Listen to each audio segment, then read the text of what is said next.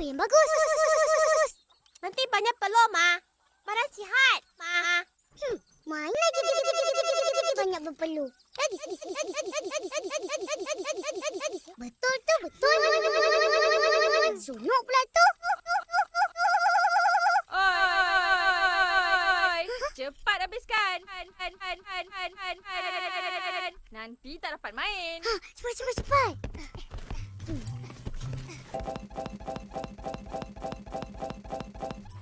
Ismail, tengok saja kah? Tolonglah. Sana. Hei, siput! Mana? Ni. Ui, besarnya. Tengok.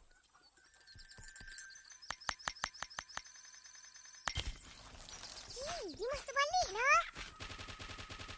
Ha? Keluarlah. Dia tak nak keluar. Hei, kasih. Kenapa? Biarlah. Kita orang nak main. Kena buang. Nanti tu siput.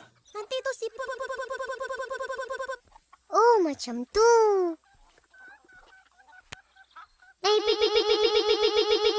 Pin. Buang. Kau pegang dengan tangan je. Hehehe.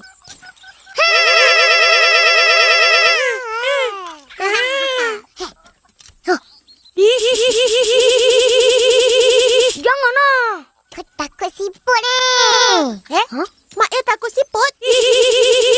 Oh, tak takut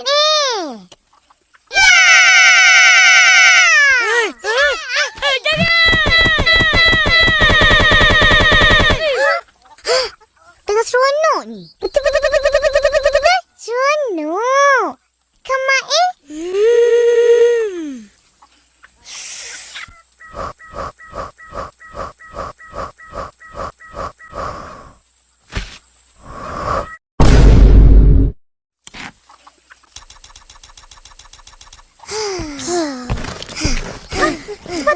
Cepat.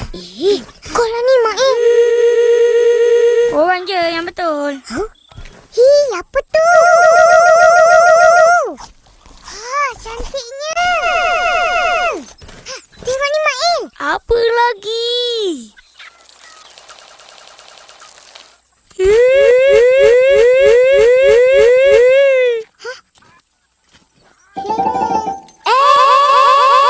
Jangan pegang. Nanti gatal. Cepat buang. Kena buang juga? Ya. Habis saya kita. Buat ni dimakan. Kau ni memang tak suka binatang. Macam mana nak buang? Tadi cakap tak boleh pegang. Macam mana, Mimi? Mas sini.